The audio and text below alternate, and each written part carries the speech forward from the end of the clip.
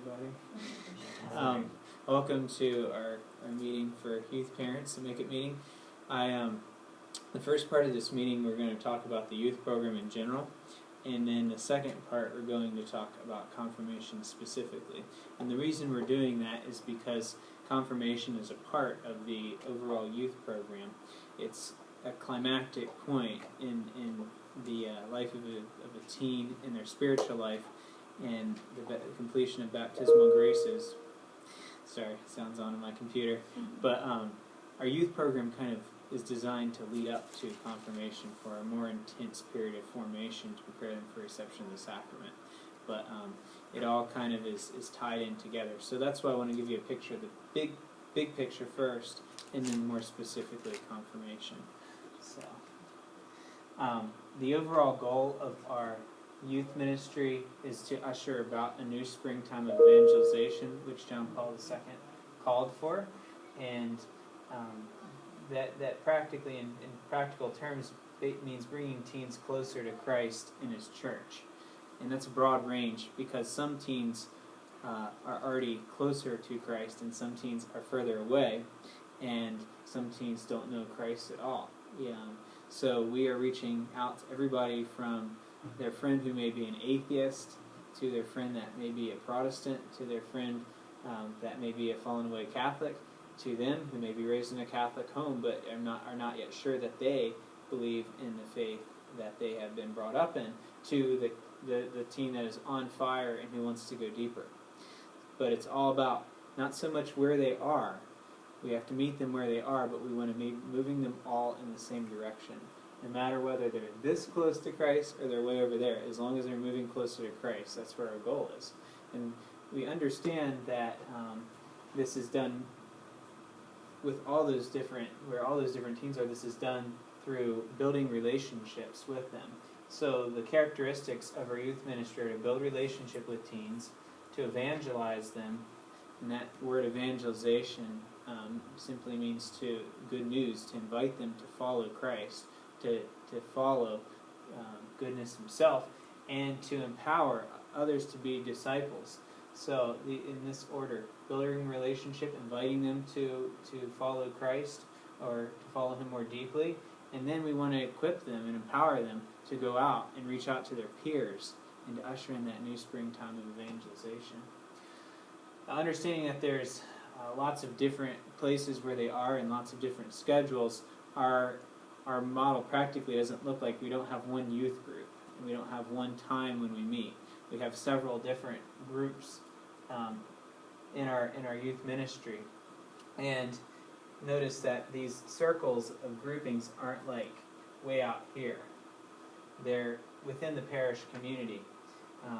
We believe that teens need to build relationship with adults, and especially young adults who are in that next stage of life, and so that they can see the faith lived out, what it looks like when at that next stage of life, and that it's cool.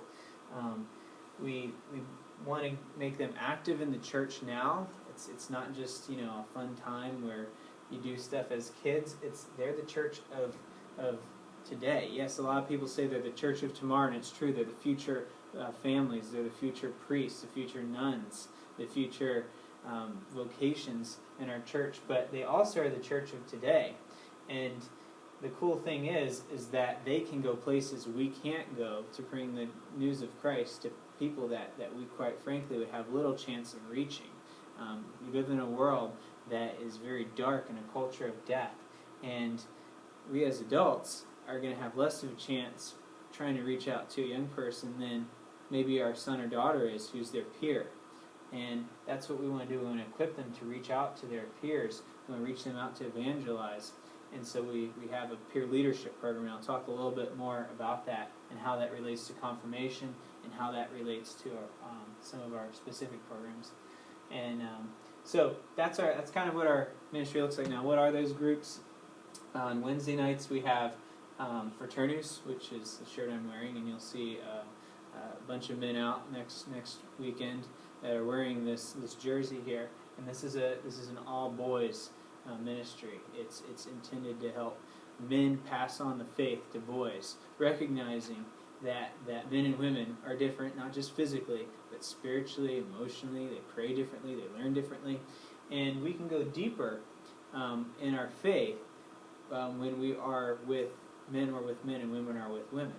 And so we also have a program for girls called Fidelis, and again, open for grades 6 through 12. And one particular component of Fidelis is we have, for grades 6 through 9, we have juniors and seniors that are peer leaders that are leading the small groups of the younger girls, and knowing that they look up to them and they can be a good example to them. And we also have several adults involved in that program. So in secular terms, we might call this mentoring programs, because these it's the same group that they're meeting with every week. There's a big, everyone gets together and there's a big game, and like with the guys, there's all different kinds of sports from combat soccer to dodgeball. But there's that big stuff, and there's a movie clip. But then about half the time is spent just with their grade level, just with their leaders that they meet with and see every week. So there's a real chance for them to build a relationship with that leader. And then we also have our co-ed youth programs. We recognize that we also need a place where our teens can build healthy relationships with members of the opposite sex and grow in their faith and have a good time, discuss the faith. And so we have youth groups, and this is a program we had on Wednesday night. So if your teens were coming on Wednesday night, this is what they're coming to. And we're simply just moving the time to Sunday morning, so that during this hour, this 9:45 to 10:45 hour, when you're in Cameron Hall, you're in the Grow in Faith class, or your younger kids are in the RE classes, there'll be something for the teens and something that's fun, something that's not just, okay, I've just been at Mass for an hour and a half. No, not too many people want to go sit down in a classroom for another hour. And so we want to offer them something that is a little bit more high energy, that's a little bit more interactive. So there's games, there's talk, there's a discussion, and everything's centered around a catechetical theme or a hot button issue. We've had life nights on all the hot button issues, all the controversial things that they encounter in their culture. And we have a high school group called Ignite, and a middle school group called Sparks. So for our confirmation, these are part of our program technically, because the Archdiocese requires 2 years of faith formation leading up to the reception of the sacrament. And so we require that they be enrolled in one of these programs. If they're going to be confirmed in 10th grade, they should be enrolled in 9th grade. Ideally, they should start in 6th grade, because we've got middle school programs, and it's very valuable for this to be a lifelong thing. That's really the intention. But we do have to set some kind of boundary and standard, and that is 2 years. So they have to be in this or the Fidelis or Fraternus, and they continue to do that. And then when they reach confirmation, it's a more intense period where they have an additional time of formation on Sunday nights. So I've already talked about how peer leaders are some of the roles they have. They serve as small group leaders. These are juniors and seniors who have been confirmed and who have applied, who have gone to retreat, who have gone through training, who exemplify Christ in their lives. They help plan, set up, and clean up. They give witness talks.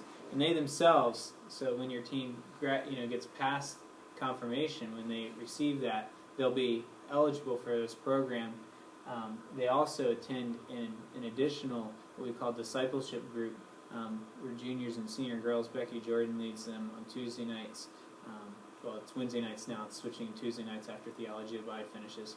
And then the boys meet through the Fraternus program with me, and I'll be getting an additional leader as well. So they have their own formation where they can go even deeper than what our program offers. Because really, in the other programs, they're serving. So they need to have their own formation. So that's what the peer leaders do. Just to highlight a few dates, we've got a guys retreat on October 5th through 7th. I know you have your son registered, and we had a girls retreat last month, and I know your daughter attended, and your daughter was at the previous one. So we really encourage these retreats. They're based on theology of the body, and they're just awesome. So we have the Archdiocese Youth Convention for those that are interested in that. And one we have for you, and registration's open now. You can save $10 if you register here in the next few weeks. Is the Frassati Conference, and there's an insert in your bulletin about it today. And we're bringing in nationally recognized speakers into this parish. What's unique about this conference is, and it's somewhat similar to youth, everybody's at different places in life. And what we want to do is we want to say, dads, okay, let's talk about your vocation to holiness as a dad. How do you live this vocation out? Moms, what are some practical ways that you can grow in holiness? And single people. So we're gonna have some general sessions, some big, talks with everybody. But most of the day is going to be spent where you can actually get formation specific to where you are in your state of life. And we hope that'll be really helpful for you. Most importantly, are you going to have good coffee? Well, Bring your own coffee. Yeah, we will have good coffee. Okay. In fact, if you want to volunteer for that element, I can make sure that you can guarantee that there will be good coffee. So, Fraternities and Fideles have an element every 3 or 4 months. They have an excursion, like a camping trip or something like that. And then we have youth group outings occasionally. Not as many this year. So is the True Valor retreat, is that part of the fraternities? Well, not technically. It's not. It's not a fraternities excursion. We planned it before we started planning fraternities. So no, it's not. But it is related. We're only going to have 2 fraternities excursions this year, and then during the school year. Normally you have 3. So this will kind of count as one, but it's only for high school guys. It's not for middle school guys, whereas the normal excursions are everybody, 6 through 12. There's also, for Fraternities and Fideles, something called Branch. It's called something different for girls. I'm not sure yet what it's called. But it's where you get together with all the other chapters across the nation. And normally the Fraternities one is held in Florida, but we're looking at starting another one in Colorado or some place further west. We're the first chapter on the West Coast. Oh, we are? We are. There's like a dozen chapters in the South. Woohoo, Dixie. And then we're the first one on the West Coast, and there's a few up in Minnesota. So we want to. It's something we do jointly with other chapters, and we want to do a Western ranch. How's this different from the Knights of Columbus? Knights of Columbus is for adult men, like 18 or. My son was part of the Squires. The Squires. So This is more of a discipleship. I can't speak because I'm not that familiar with Squires. I can tell you what this is, and this is mainly a discipleship program, a mentoring program, to in a kind of a not churchy one. It doesn't have a churchy feel to it. It has more of like a it's kind of unique and hard to describe. But I'm sure there's some similarities to it. There's ranks. There's something similar with scouts and programs like that, insignia. And, there's challenges every week where they're given in their group, and you'll notice this. You parents have your boys and girls in this when they come back. Maybe one of the challenges was something real practical, like something within the family. That's a lot of times what it is, and they keep track of the challenges and they get awards at the end of the year if they get them. So it's unique. But, okay, so I want to speak here's real briefly on dress guidelines, and every youth group has problems with this, and we don't have so much this problem with fraternities and fidelities because they're separate, but we don't want to be like just all about rules and stuff, but we do have guidelines because they have a purpose. And the purpose between our modesty guidelines is that we want our teens to be in an environment that fosters holiness. And the biggest challenge that teens face in this day is over-sexualized culture. And that comes out in the clothing that's available to young women. It's hard to find women, clothing for young women that brings out their dignity rather than makes them an object. And it's obviously harder for the girls than it is for the guys. But I tell parents of young men that they need to be honorable, and even if a girl is dressed immodestly, that's no excuse to lust over her. But we're in this together, and we're asking that the girls dress modestly in a way that doesn't emphasize specific body parts, but emphasizes their overall beauty as a daughter of God, not just their physical beauty, but their spiritual beauty, their inner beauty, and puts the focus really on the face, because that is where we see most in terms of the, they say eyes are the window to the soul. Clothing that emphasizes that rather than specific body parts that, and there's the practical reality that during teenage years hormones are crazy. So it's, we really want to make an environment where purity and chastity can take place, and we're quite frankly, it's eliminate as many distractions as we can. So, these are the standards we've set, and we have not set these arbitrarily, but there's actually a survey, and I'll put it out there on the Facebook page and on I'll probably send an email soon as we start the year here. There's a survey out there that was done by some evangelical Protestants, about 1,000 men, young men and men from all age ranges, but it would ask them, what's most difficult for you, like with the way girls dress? Is this, when the skirt comes here, is that a temptation? Is that hard? And just they answered honestly, and the comments there, these are men that really want to treat women with respect. It's not, it's not some kind of legalistic thing, but how we chose these were based on what gives boys the biggest problems.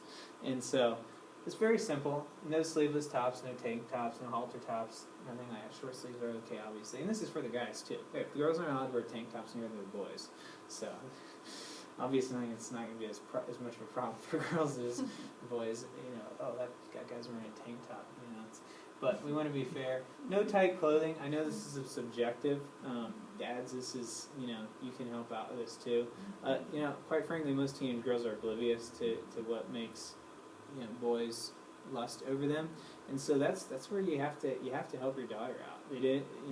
Women, a lot, and especially you women that are married understand more how men think. But young women, they don't understand how the male mind works, how visual they are. So tell them what's too tight, and you do us a lot of help if you do this before they go out the door.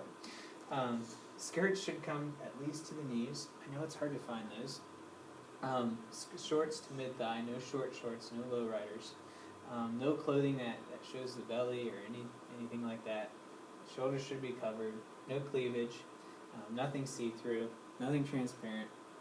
So, pretty simple stuff. And we ask your help in enforcing that. And if something is mildly not within those standards, we're not going to make a big deal about it. We don't want to embarrass anybody. But if it's flagrant, if it's really bad, we might ask them to throw on a T-shirt or something. But we don't want that, and we can avoid that if we have your help. So. Now, another aspect of our program, we really want you to be involved in our programs. I want you to see what's going on, and you have gifts to share. And we understand that you may not be one that says, I want to really interact with teens.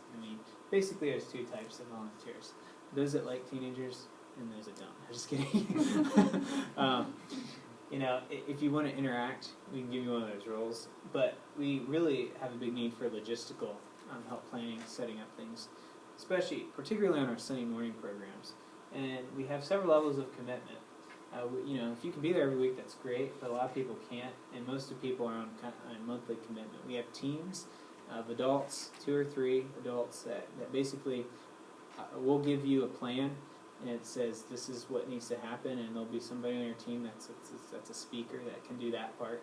And you're basically setting up games. You might bring in a few decorations or maybe some food or something like that. But it's about once every 4 weeks, sometimes every 3 weeks, depending on how many people volunteer. The more people volunteer, the less frequently everybody has to volunteer. And so you're not expected to be there every week, and you can have a behind-the-scenes role and kind of be a part of the program, but without a huge commitment. And even if you can't do it every month, if you can just volunteer occasionally, that's fine too. So let us know. In the registration form, there is a place to indicate if you're able to volunteer. Communication, we have a great website, jp2youth.net. Please check it frequently. If you're on Facebook, like our page and you'll get updates and status updates. We have a Facebook group, that's where we post most of our pictures. And that's a private group, so you have to be approved to be a part of it. We also have groups for our individual groups. The bulletin, we do put all our stuff in the bulletin, and you probably do all of you receive emails from us. So good. Make sure you pay attention to those. We try to only send them when we need to. We try to keep it to no more than once a week, and we have it set up so that you're only getting stuff that pertains to the age where your young man or young woman is. All right, so everybody's here you're going to have teens that are confirmed, right? Okay, great. So our goals, we'll jump right now into confirmation. Are there any questions before we jump in? Okay. All right, so goals specifically with confirmation, like I said, this is a more intense period of formation. They are to continue for their faith formation requirement in whatever program you have them registered for, whether that's the Sunday morning youth groups or the Wednesday night programs. They're to continue with that through this time of confirmation. And the goals are conversion of heart. We recognize that a lot of teens don't want to be there. And what we want to do is we want to bring about a change in their life. So that's our first goal. Our second goal is to make them radical disciples. Disciple comes from the word to follow Christ. But we don't just want them to be followers of Christ. We see that the disciples, the 12, followed Christ for 3 years. And even after they saw him rise from the dead, they still were afraid. And in that 9 days, where that first novena was prayed in between Ascension and Pentecost, what are they doing? They are hiding in an upper room for fear of the Jews, it says in the Gospel of John. And you can see that they aren't quite ready to go out and share the good news. They're not quite ready to be evangelists.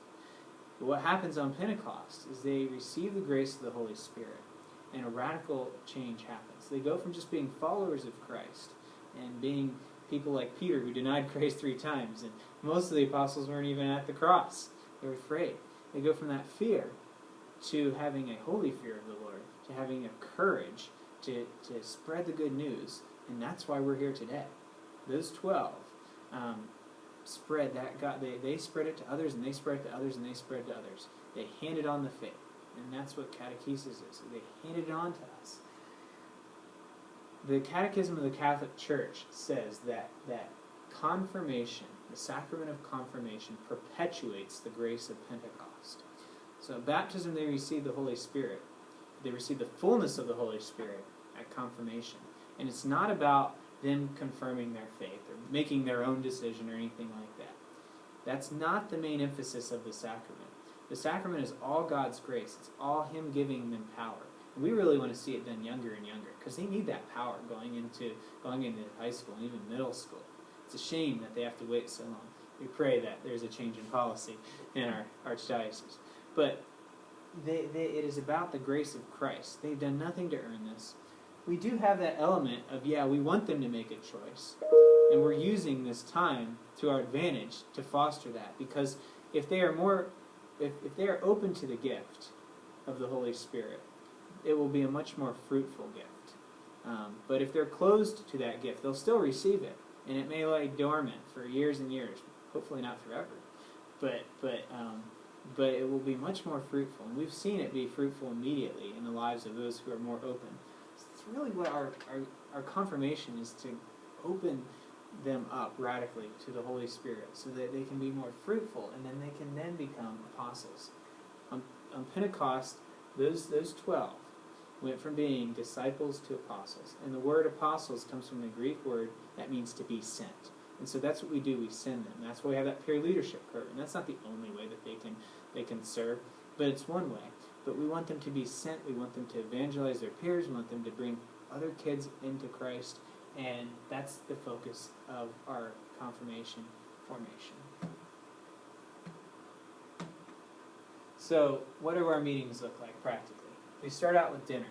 We start out sharing a meal, and we start at 6:30 p.m. So, if you only want to come here once a day, and they're not in the Sunday morning program, or they're not on Wednesday night, they can come for dinner. You can go to Mass before that. We've designed that so, as you're coming from a distance, don't have to make as many trips. We know Father Lappy isn't always preaching on Sunday night, but there's no perfect time. chosen Sunday night because it is the least amount of conflict with extracurricular activities. We start out with dinner, and we'll go over the requirements. I'll explain that a little bit more because you're going to be a part of that. Games. We usually have games that go along with the theme for the night. And then we have our discipleship groups, which are led by peer leaders who are confirmed, who have been confirmed. Usually a junior or senior. And they, the guys meet with guys, the girls meet with girls for this portion. They stay with that group for the entire period of formation. It's 4 or 5 months.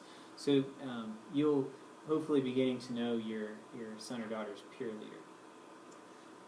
And we want to know how that goes. This is the first year. Last year we had adult leaders, and this year we're kind of handing it over to those who have been confirmed and saying, all right, take the ball and run with us.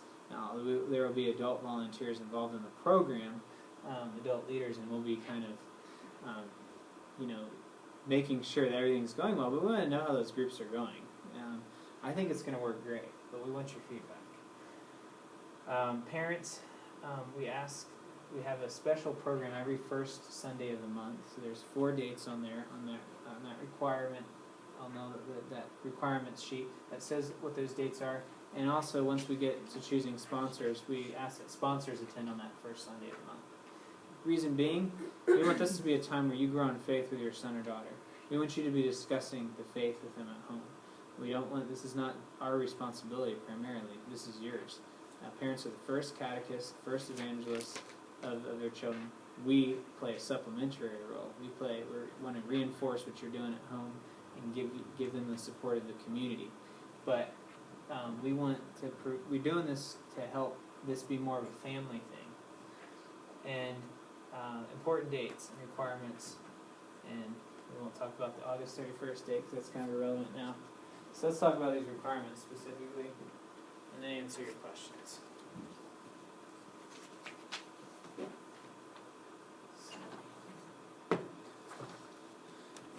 Okay, so we've got our kickoff retreat this Saturday, and it's required, of course, and we try, like I said, we try and avoid conflicts by putting things on Sunday night with sports, but this is going to conflict with extracurricular activity in sports, and every year we have kids that have to miss a tournament or something because of that, and it is a sacrifice, but it's a good sacrifice. We're not asking it every week. We're only asking twice a year that if there's other stuff in conflict on this week, and that they choose God over that other activity. And most, I know some coaches are hardline about that stuff, but most are understanding, especially with advance notice. Our kickoff retreat is designed to get them excited about confirmation. We're not going to go real deep the first day. And it's also designed to help them get to know their leaders and the other guys or girls that are on their team that they'll be with for the rest of the year. We're going to have some team building activities like high ropes. We're going to have lots of free time, lots of opportunities for sports if they want to do that, or if they want to play board games, or if they just want to sit in the coffee shop and hang out. It's going to be a fun day. And they're going to get some witness talks. We're going to have Mass, and it'll be not a vigil Mass, so it won't count for Sunday. But it'll be a time mainly to get them oriented and excited about the program. Any questions about that first retreat? Okay, send them along with a sack lunch, and then we'll be providing dinner, pizza dinner. So if they can't do pizza, then send them along with dinner too. Is this where they have that last retreat? Yes, Island Lake Camp. It's very convenient if you live around here. It's in Silverdale. It's a Poulsbo address, but it's Silverdale, practically speaking. It's about 20 minutes from here. And then our first confirmation night, we don't meet. We do have a leaders meeting on Sunday night, but on the 23rd is our first Sunday night that we meet. Oh yeah, absolutely. Sorry about that. There you go. So that'll be our first night, and we meet every Sunday except for the weekend of Thanksgiving and the weekend of Christmas. And we also, it goes from 6:30 to 8:30, and if they want to stay for open gym, I know some, since we love open gym, they can stay till 9:15. and that'll just be an opportunity for them to have fun and build community. And October 1st is the sponsor registration deadline, so we need to know who their sponsors before then, and we'll be sending out an email here in the next week or two that has a form that you just click on a link and tell us who the sponsor is, and tell us what church they go to. And we will be talking about how to choose a sponsor. I think probably on the 23rd, and we may even talk about it on the retreat.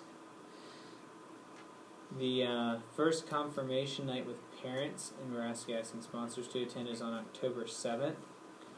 And the other dates, these 4 dates we're asking you to attend, are November 5th, and December 7th, and January 7th.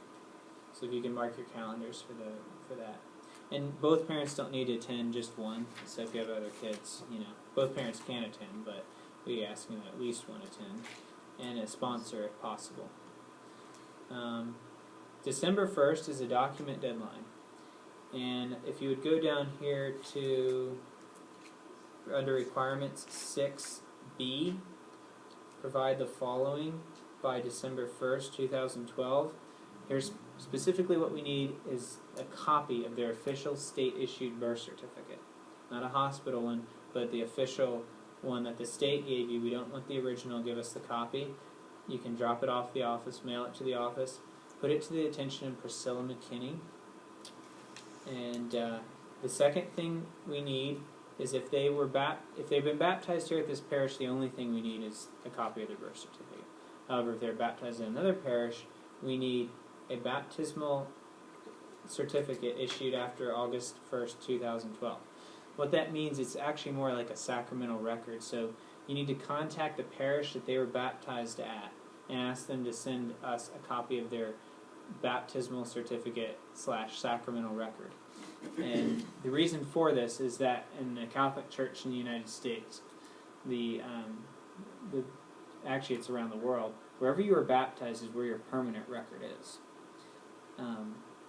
So like my kids who are baptized, or my 2 youngest who are baptized in Danville, Virginia, their sacramental record will always be there. And if they were to be confirmed, if they receive First Communion at this parish, our office will have to contact that parish in Danville, Virginia, and ask for a copy of the sacramental record. And if they're confirmed here, we'll have to do the same thing, have that record sent here. And then what happens after confirmation is our office will send a notice to that parish where they're baptized at to update their records, so that when they go then to either be ordained a priest, take religious vows, or get married, that they will have an up-to-date record. And so it's always there for the rest of their life. And when we die, guess who's contacted? The parish of our baptism. So it has to say on the document, it has to have a date issued on or whatever that is within the last 6 months, August 1st, 2012. So if you have a baptismal certificate at home, don't bother sending it, because that's not what we need. That's not really an official certificate. The one that's official is from the church they're baptized at. Were there any questions with that? So we're calling the church that they were baptized at? Yes, ma'am. Just ask them, just give them our address and have them mail it to us, and we'll take care. Or they can mail it to you and you can give it to us. Either way. And then they also need to provide, by December 1st, a patron saint that they would like to take on as their confirmation name, and we'll give them some advice and some guidelines, information on how to do that. January 25th, the next big important date, is our closing retreat, which takes place probably a week or two prior to their confirmation, and it's called the Emmaus Retreat. It's based off of the walk to Emmaus in the Gospel of Luke, and it's a weekend retreat that starts on January 27th at 5:30 p.m. and ends at January 27th at 4 p.m. And we have a Sunday Mass as a part of that. And that's going to be in Port Orchard at Miracle Ranch. So it's also not that far from here. It's in the other direction. Instead of north, it's south. So, it's closer to the people. that are coming from the south. And it's a wonderful facility. And as a part of that retreat, as our opening retreat, they're going to have ropes course as a team building activity. And this one they'll have paintball. Spiritual warfare, right? So will you still do the another retreat, like the weekend with my daughter, the weekend retreat? Yeah, that's what this is. Oh, okay. It used to be at Seabeck. Seabeck, right, okay. This year, because Seabeck's a great place, but it's not that youth-oriented, so we're going to a camp that's more youth-oriented. We've been doing most of our retreats through Christa Camps. There's an evangelical Protestant camp that does a great job for us. They're happy to have us. So that's where Miracle Ranch. And any questions about that retreat? So, and the retreats are absolutely required. So, if they have something that weekend, they just have to miss it. Unless they're like gravely ill or, there's a death in the family or something else serious. And even at that, we try, if there are some conflicts or something and if they have to miss a Sunday, get in touch with me, let me know. Or get in touch with their leader so that they know. And then our confirmation mass, we never have a date until probably a month from now, because what we do is we have to request, because we were doing it early in the year, they do all the date requests for 2013 this time of year. So we put it in for the last week of January or the first week of February. So don't go on vacation during that time, please. But we'll get you the specific date as soon as we get it. So as far as requirements go, obviously they have to be attending Sunday Mass. They have to be in grades 10, 11, or 12. If you have people that from other parishes, the standard is usually 16 years old. And the reason that we don't hold fast to that age requirement is because we do it early in the year, so a lot of times they will turn 16 later in that year. It's not fair to make them wait another year just because our confirmation is so early. So 10th grade is the minimum kind of standard grade where they can get confirmed. And we encourage it as early as possible. But if they need more time, 11th is fine too, or even 12th. Remote preparation, this is basically what you've been doing your whole life.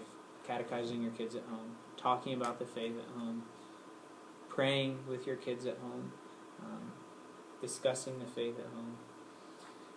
And we assume you've been doing this. If not, now's a great time to start. Proximate preparation, this is the 2-year requirement that they have participated in a faith formation program the last year. And if they're homeschooled, that can count as that, although we do encourage them to do something with the parish because this is, we are a body of Christ and it's a larger family of the church. So we really support homeschooling and feel like that is a great way for a lot of people. But we also want them to have a sense of the wider family of the church as well. Religion classes at a Catholic school can also count. But again, same thing. The reason we encourage Catholic school students to stay involved in our youth programs is because a lot of times when kids go to Catholic school, they get this idea that their faith is some kind of academic experience. It's a class that they go to. And this is just a lot different than a Catholic school. It's different than school. We support Catholic schools. It's very valuable, just like we do homeschooling. But we also want them to be involved here because it's the wider family of the church. And so there's the requirements in terms of his faith formation programs. And then you get down to number 5. We've already talked about those requirements and those dates. There's costs. If you need help with the costs or financial aid, just let us know. There will be a service projects that they do with their smaller group. And those dates and locations will be decided based on the group. They'll ask what the availability is. So there'll probably be about 2 of those service projects that'll be scheduled, and you'll be given ample notice about it. But they will ask what nights are good and what nights aren't good, and they'll try and find a time that works best. They need at minimum, if they have to miss one of those, we understand, but they at minimum need to make one of those service projects. And that's pretty much it. Okay, one very important thing, food. We're asking you to pair up with another parent and provide food for one of our confirmation nights. So if you look at the calendar, starting on the 23rd, excluding those 2 weeks of Thanksgiving and Christmas, all the way to, we don't have a meeting on the 25th of January because we'll be on retreat, or 27th of January, excuse me. Look at all those Sunday nights and pick one, and we'll be sending out an email with a link to a Google document where you just type in the week you want. First come, first serve. What should you bring? Bring whatever you want. They bougie, aren't that picky. And we're not doing, if there's a dietary restriction, then we're asking those parents just to bring them fed, because it's just too much trouble to ask parents to make something else. You can bring pizza if you want. I love last year, there's a great contrast between cultures. 1 week we had an American family bring pizza and chips, which the kids love. And with pizza, it's like, how many do I bring? Well, they'll eat as many as you bring. They literally will just keep eating and eating and eating pizza. But I say they need, what do they need? 2 or 3 pieces apiece, maybe. So they'll be feeding about 30 kids. So we say between each parent contributes roughly about $30. You can spend more if you want, but Little Caesars is fine. But then the next week we had a Filipino family do it, and it was like a Thanksgiving feast. It was like they must have spent like $100. Can you tell me when they come next? Yeah. Well, one of these weeks. I volunteer that. That's right. One of these weeks, on the first Sunday of the month, it'll actually be a quadrupling of parents, because there will also be parents and sponsors there. So we'll have 4 families on those weeks. And if you don't want to go through the trouble of providing meal, picking something up, just ask that you donate $30, and we'll use that to basically order pizza or a sub or something like that. So that's pretty much it. I mean it for real this time. Is there any questions? I remember when I was in this diocese and we had confirmation in 8th grade, so it changed after that? Unfortunately, it did. Okay. It was the false idea that confirmation is about you making some decision and confirming your faith. Okay. It's really not about that. It's about receiving the power of the Holy Spirit.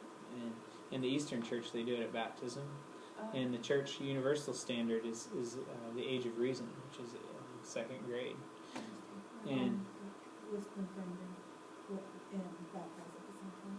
I was too. I was an adult. I came into full communion, but that is, and if you're brought, and it's really interesting, if you're brought into the church into full communion after that age of reason, you do receive all your sacraments. The sacraments of initiation are meant to be received at the same time. They were never meant to be separated. Here's how they got separated.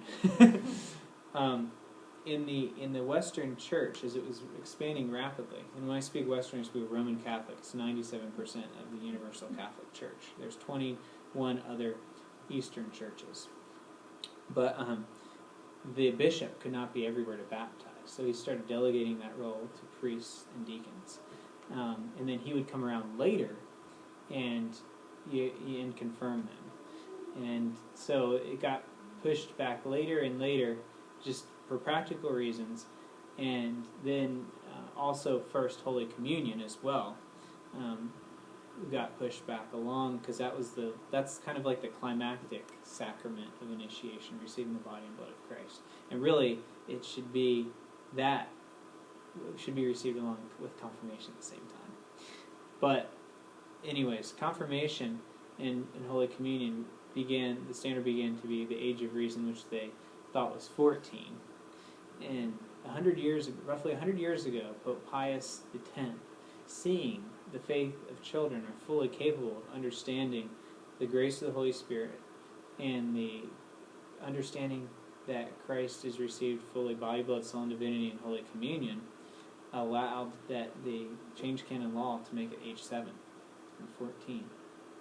So then everybody was receiving First Communion at 7, but then some diocese decided, well, we'll just make them wait for confirmation because the bishop can't, again, get around to all these parishes. And then it became this thing that, oh, well, this is a way of holding a carrot over their head to keep them in church. And unfortunately, that's what's become in most parishes, some kind of rite of passage or hoop you jump through, this last thing that you have to do before you can quit going to church. It's totally the opposite of what it's meant to be. Actually, technically, any parent that wants their kid confirmed after age 7 can write the bishop and make their case for why their child is ready to receive the sacrament of confirmation. And normally, the archbishop will say, okay, you can be confirmed. So, that said, there is a lot of value in going through this with their friends in this culture. So, I don't know what we're going to do for our kids. We have some time. So, as far as choosing a sponsor, some questions about that. Preferably the baptismal godparent, if they are a Catholic that really lives out their faith, because you really want them to be a good example and kind of a mentor to your son or daughter. It's better if they're somebody that they can really keep a relationship with. It can be a family member. It can be an older brother or sister. They have to be 16 or older. They have to have received confirmation themselves. They have to be in a state of grace. They have to be attending Sunday Mass. But primarily, somebody that's a good example that can be a mentor to them. So, if they're out of town, we suggest that you find somebody locally that can kind of serve as proxy if you make that decision. But it is normally best if they're close by. But sometimes you have those long-term relationships where people talk on the phone a lot. So it's up to you. But we do need to know by October 1st, which is only 3 weeks away. Thank you, Josh. You are welcome.